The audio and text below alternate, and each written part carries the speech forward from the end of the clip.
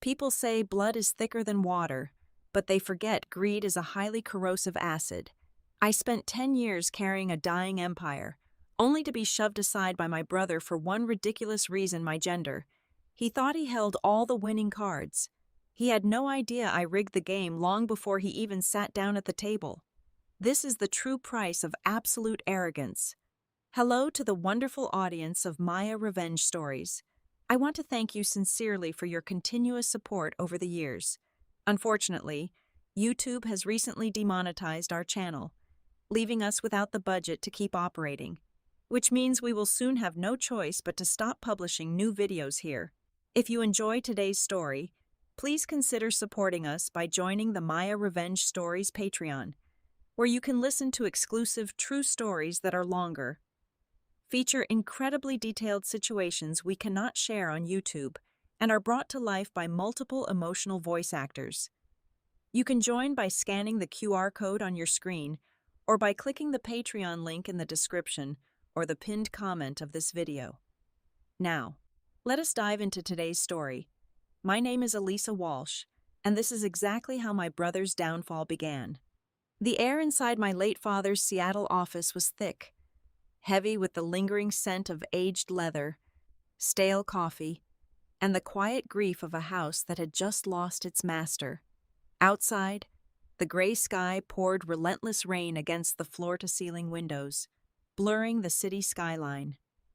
I was 28 years old, physically exhausted and emotionally drained, spending my Tuesday afternoon carefully packing away the physical remnants of a man who had built Nova Shield Technologies into a cybersecurity empire.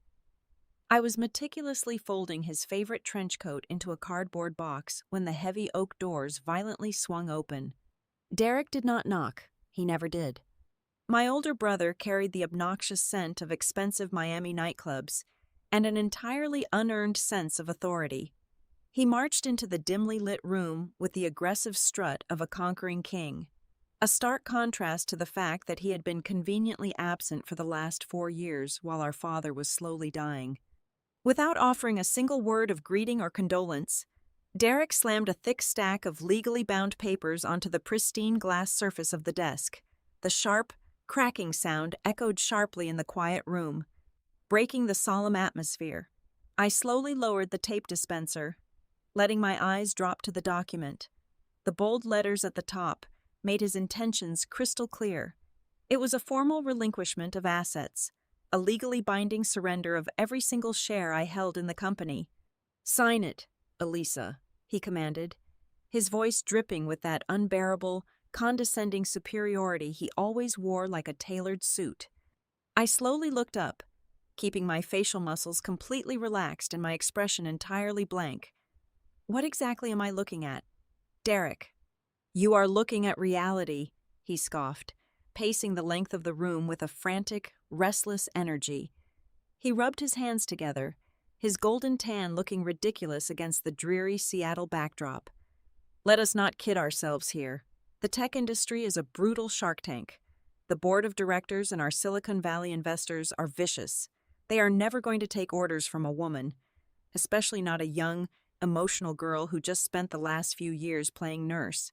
They need absolute strength. They need ruthless vision, as the only man left in this family. Full executive control of Nova Shield belongs to me. It is exactly what Dad would have wanted, and you know it." The sheer audacity of his words hung in the air, toxic and suffocating.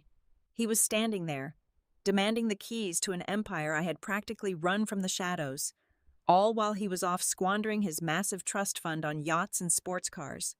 A lesser person would have screamed. A lesser person would have thrown the heavy crystal paperweight sitting just inches from my right hand. But I did not raise my voice. I did not flinch. I simply stood there and stared at him. My absolute silence built an invisible, impenetrable wall around me, and it immediately began to agitate him. Derek thrived on conflict. He needed me to act hysterical so he could justify his narrative that I was too weak to lead. "Do not look at me like that," Derek snapped, stopping his pacing to plant his hands heavily on the glass desk, leaning aggressively into my personal space. His face flushed a dark, angry red, as my total lack of reaction denied him the dramatic fight he was so desperately craving. I am not asking for your permission, Elisa. If you refuse to sign this before the will is read this Friday afternoon, I will ruin your life. I have underground connections in every major tech hub across the country. I will launch a smear campaign so thoroughly devastating that you will not even be able to get a job resetting passwords at a local high school. I will freeze you out of the corporate world entirely. I remained perfectly still. My breathing was slow, measured, and perfectly calm. I let his pathetic threats echo against the mahogany walls, allowing the silence to stretch out for 10, 20, 30 agonizing seconds. The quiet was driving him insane. His jaw tightened so hard, I thought his teeth might crack, and a thick vein pulsed visibly in his neck. He wanted me to cry.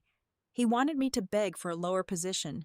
My icy detachment was the one weapon he did not know how to fight against. Realizing he could not break my composure, Derek snatched his designer coat off the back of the leather armchair. He pointed a trembling, manicured finger directly at my face. "You have exactly 48 hours to hand over that signed contract," he spat, his voice dropping to a vicious, cruel whisper. "Surrender quietly, or I promise I will crush you until you do not have a single penny left to your name." He turned on his heel and stormed out, slamming the heavy door hard enough to rattle the framed patents hanging on the wall. I stood there alone in the quiet office, listening to the fading sound of his footsteps. A faint, razor-sharp smile finally touched my lips. The heavy oak door clicking shut was the only sound left in the room. I sank into my father's oversized leather chair, running my hands over the cold armrests, and let the crushing weight of the last 4 years wash over me. While my brother was demanding his birthright today, I remembered exactly who had kept this entire empire standing. 4 years ago, our father was diagnosed with a rare, highly aggressive neurodegenerative disease. His brilliant mind, the exact mind that wrote the foundational defense codes for Nova Shield, began to fracture and fade. As his health rapidly deteriorated, I stepped directly into the void. I surrendered my 20s. I abandoned my own tech startup dreams. I spent 16 hours every single day navigating the ruthless, male-dominated cybersecurity landscape just to keep our server infrastructure from a catastrophic collapse. And where was the supposed golden sun during this grueling marathon? He was deeply entrenched in the Miami nightlife. Derek was living the life of a notorious playboy, burning through his massive trust fund on chartered yachts, VIP bottle service, and disastrous luxury investments. Whenever the doctors called with terrifying updates, I would reach out to him. His response was always a hastily typed text message claiming he was tied up with vital business ventures. He never once visited the estate. He never asked about the complex experimental medical protocols I was managing. I was not just running the daily operations of a Fortune 500 company from the shadows, as the unrecognized chief operating officer. I was simultaneously coordinating a team of private neurologists, tracking my father's rigid medication schedules, and watching the man I loved slowly lose his grip on reality. But the very moment the chief oncologist called to inform us that our father had entered the final, terminal stage, Derek miraculously found the time to book a first-class ticket back to Seattle. He arrived just in time to catch the media cameras. Suddenly, he was the fiercely devoted, grieving son. He stood outside the hospital gates, wearing a flawlessly tailored black suit, wiping away imaginary tears for the local press and our board of directors. It was a brilliant, nauseating performance. His theatrical acting extended directly into our emergency shareholder meetings. While I sat at the mahogany conference table with bloodshot eyes, clutching a binder full of quarterly financial projections I had personally drafted, Derek would smoothly commandeer the room. He would place a patronizing hand on my shoulder and address the older executives with a sickeningly sympathetic smile. "My sister has been an absolute angel," he would say, his voice thick with fake gratitude. "She has been a wonderful emotional assistant to our father during his final, difficult days. But running a global tech giant requires a sharp, strategic, masculine mind. We need a steady hand at the wheel. Gentlemen, not a grieving caretaker. He deliberately painted me as nothing more than a fragile nurse, completely erasing the thousands of grueling hours I spent securing multi-million-dollar defense contracts while he was getting wasted on a beach in Florida. I stared blankly at the unsigned relinquishment contract he had just abandoned on the glass desk. Something about his frantic, aggressive energy earlier simply did not add up. Yes, Derek was incredibly greedy, but his arrogance usually made him horribly lazy. The Derek I knew would have simply waited for the reading of the will, assuming he would inherit the lion's share by default simply because he was the male heir, coming in here, sweating, shouting, and desperately trying to force me to sign away my equity 48 hours before the legal proceedings even began. That was not just casual greed, that was pure, unadulterated panic. I replayed his thinly veiled threats in my mind, piecing together the subtle tremors in his hands and the dark circles under his eyes. He needed absolute control, and he needed it immediately. He was not just trying to steal my inheritance to inflate his massive ego, the hyper-aggressive posture, the desperate timeline, the sheer terror hiding behind his bullying tactics. It all pointed to one terrifying, undeniable conclusion. My brother was not just hungry for power. He was desperately trying to cover up a massive, catastrophic financial black hole. And he needed the keys to the Nova Shield treasury right now to save his own skin before the truth finally came to light. That night, sleep was an impossible luxury. At 2 a.m, the violent drumming of the Seattle rain against my bedroom window matched the frantic racing of my mind. Derek's panicked desperation earlier that afternoon meant there was a ticking clock, and I needed to know exactly what was counting down. I threw off the heavy duvet, grabbed my flashlight, and made my way down the winding staircase into the cavernous, damp basement of the estate. Hidden behind a wall of vintage wine racks and forgotten holiday decorations, sat a massive steel-reinforced door.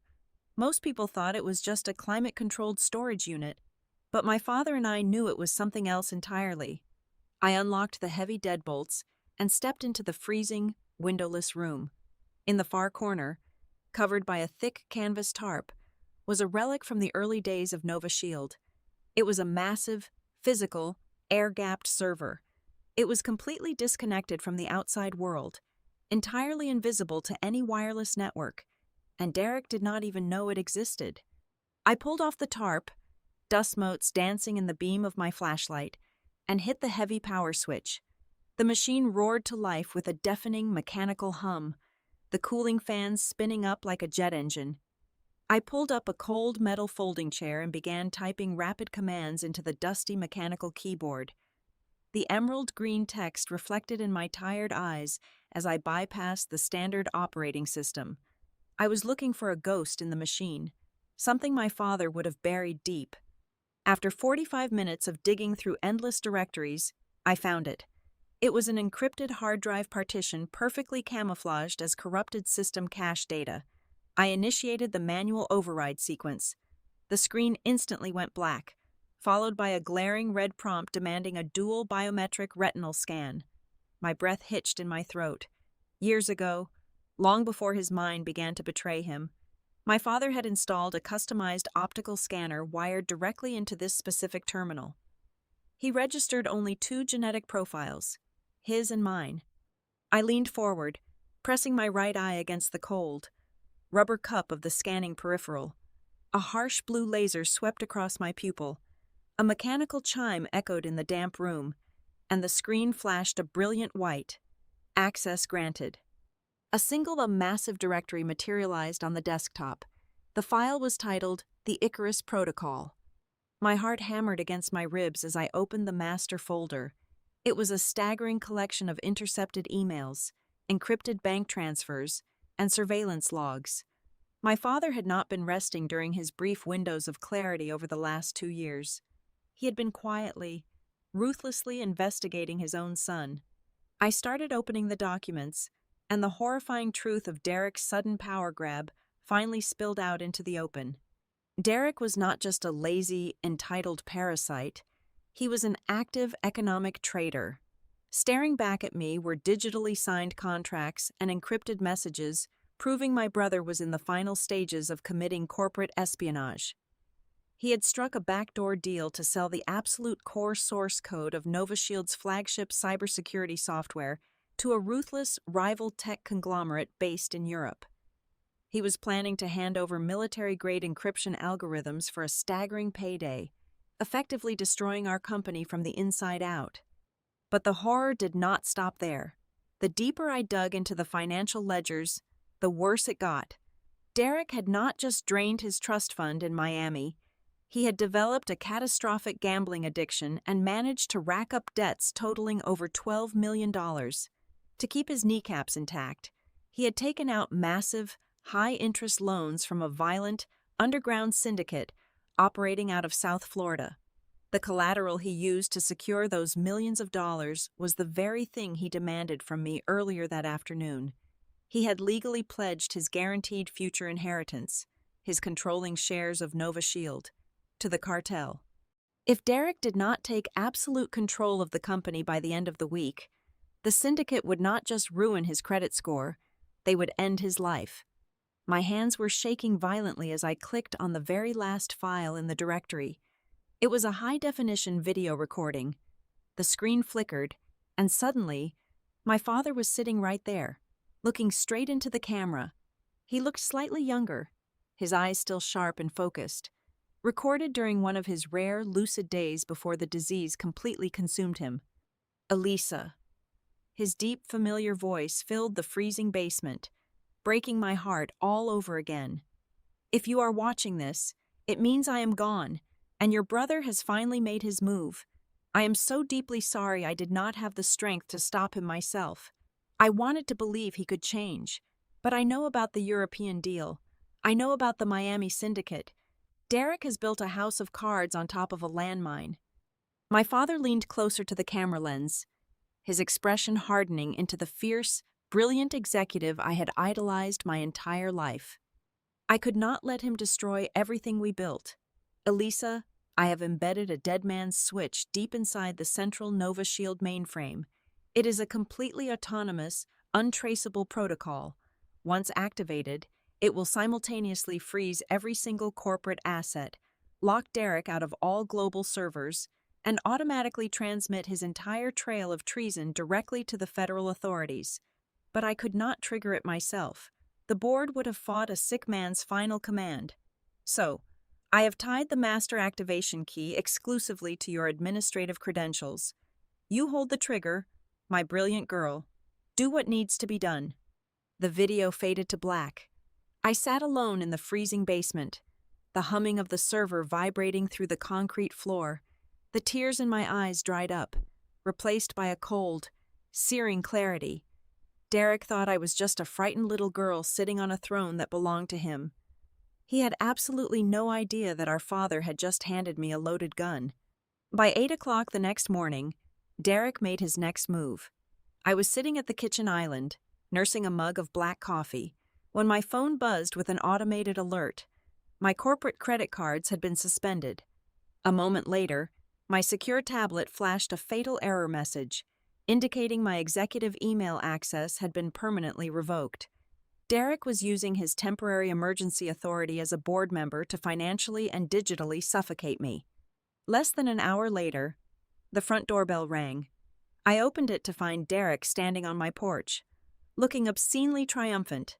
Beside him stood a man who reeked of cheap cologne and expensive moral compromises, the kind of sleazy corporate fixer you hired when you needed to bury bodies, legally speaking. Derek pushed his way inside without waiting for an invitation, his hired gun trailing closely behind. "Elisa, meet Marcus," Derek said, gesturing vaguely to the man who was already pulling a thick folder from his leather briefcase. Marcus is a specialist in internal corporate audits, and you will not believe what he just found hiding in your department's financial logs. Marcus offered a predatory smile and tossed the folder onto my kitchen counter.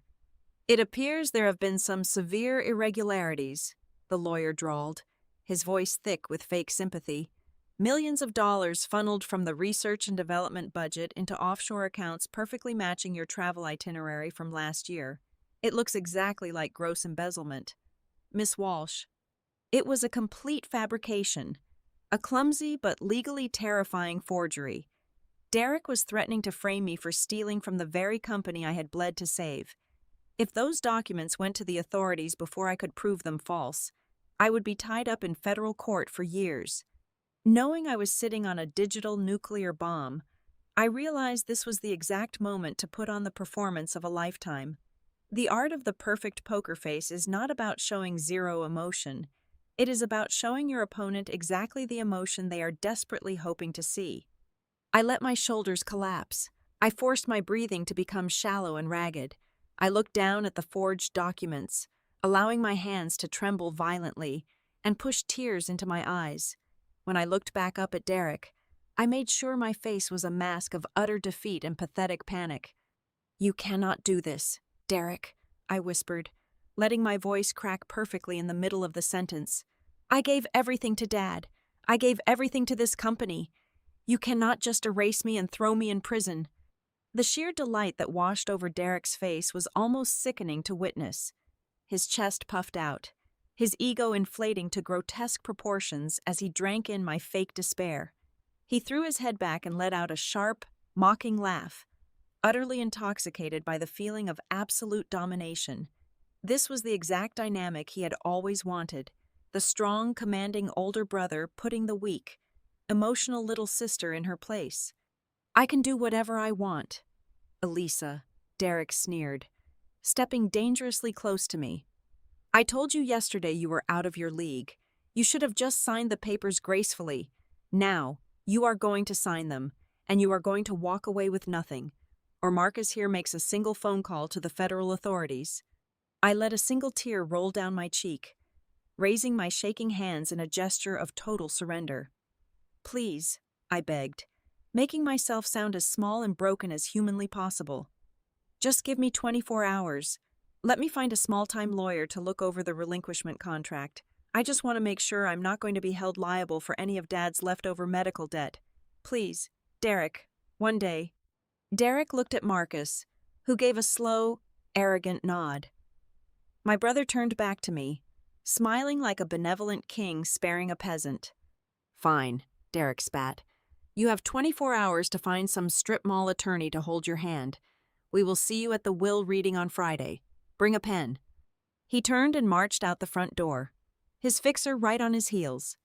The very second the heavy front door clicked shut and the lock engaged, the trembling in my hands vanished completely. The tears on my cheeks dried instantly. I walked calmly over to the counter, picked up the forged audit folder, and dropped it straight into the trash can. Moving with absolute precision, I went to my secure laptop. I pulled out a heavy-duty, military-grade encrypted flash drive from my safe and began transferring the entirety of the Icarus protocol onto it. As the progress bar slowly filled, I picked up my phone and dialed a number I had memorized since childhood. It rang twice before a gravelly, deeply authoritative voice answered. "Mr. Sterling," I said, my voice steady and cold as ice. "I know you retired 5 years ago, but my father left me a final hand to play, and I need his most ruthless shark to help me execute the trap."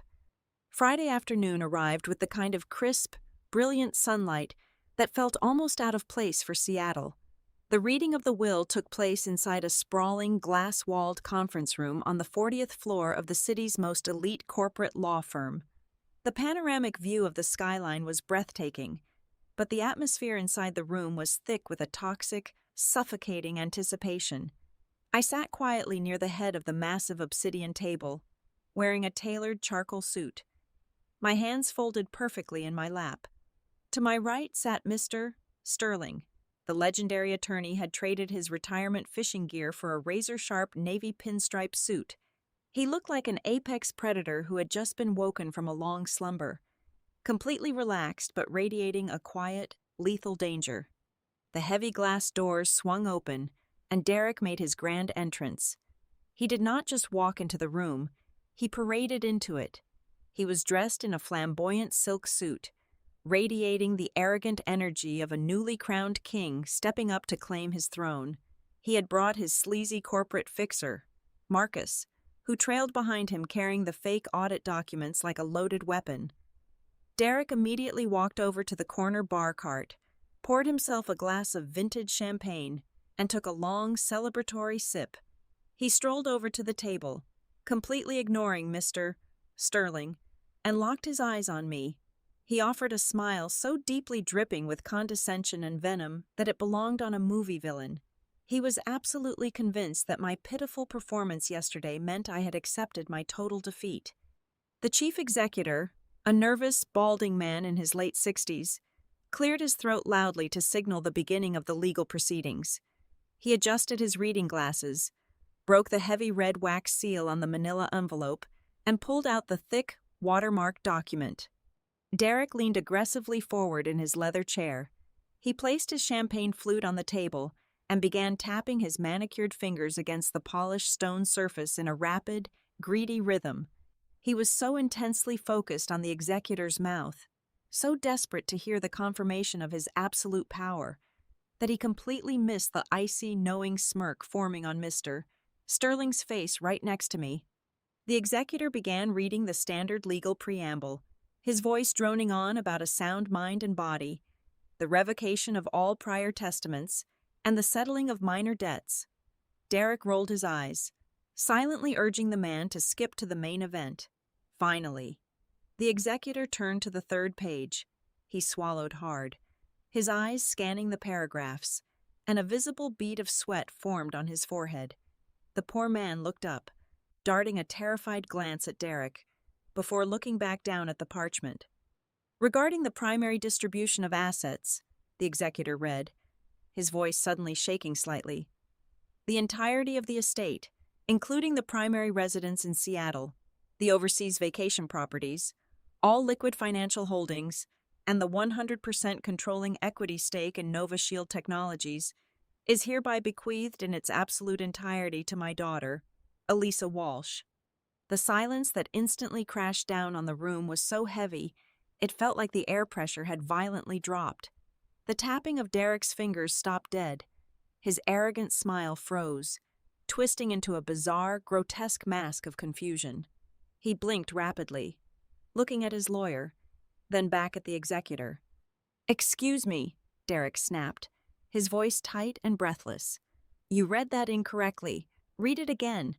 Where is my controlling share? Where is my equity?" The executor gripped the edges of the paper so tightly his knuckles turned white. "I assure you, Mr. Walsh, I am reading the document exactly as it is written. There is one final addendum regarding you." "Then read it," Derek roared, slamming his fist onto the table, causing his champagne glass to violently rattle. The executor cleared his throat again, reading the final, devastating sentence my father had penned. "To my treacherous son, Derek Walsh, I leave exactly what he deserves, absolute zero." For 3 agonizing seconds, nobody moved. The reality of those words hung in the air, a final, damning judgment from the grave, and then the bomb went off. Derek erupted with the chaotic, unhinged violence of a cornered animal. He let out a primal scream of pure rage, grabbing his half-full crystal champagne flute and hurling it blindly across the room. It smashed against the floor-to-ceiling window, exploding into 100 glittering shards of glass and raining expensive alcohol down the glass pane. He kicked his chair backward so hard it crashed to the floor. His face flushed a terrifying, mottled purple. "This is fraud," Derek shrieked, spit flying from his lips as he pointed a shaking finger at my face. "You manipulated a dying man. You forced him to sign this garbage while his brain was rotting away. You miserable, conniving little witch. You think you can steal my company? You think you can steal my life? I will destroy you. I will drag you into federal court, and I will tie you up in litigation for the next 20 years. I will drown you in so much legal debt that you will be begging to live on the streets." Marcus, his lawyer, was already pulling out the forged audit papers, looking panicked. "We have proof of her embezzlement right here. We are contesting this will immediately." I did not raise my voice. I did not flinch. I let Derek scream himself hoarse. When he finally stopped to gasp for air, chest heaving, veins bulging in his neck, I made my move. I slowly reached into my leather briefcase. I pulled out the heavy, military-grade encrypted flash drive and placed it deliberately onto the center of the obsidian table. The heavy metallic clink echoed sharply, cutting through the heavy breathing in the room. Next, I pulled out my secure corporate tablet. I woke the screen. I opened the hidden command terminal I had configured the night before. I looked directly into Derek's wild, bloodshot eyes, and I typed a single, final command sequence. Execute Protocol Icarus. I pressed the Enter key. The dead man's switch was officially engaged. Beside me, Mr. Sterling slowly stood up. He buttoned his suit jacket with terrifying, deliberate calmness. He turned his piercing, cold gaze away from Derek and looked directly at Marcus. There will be no civil court proceedings, Counselor. Mr. Sterling announced, his deep voice rolling through the room like thunder.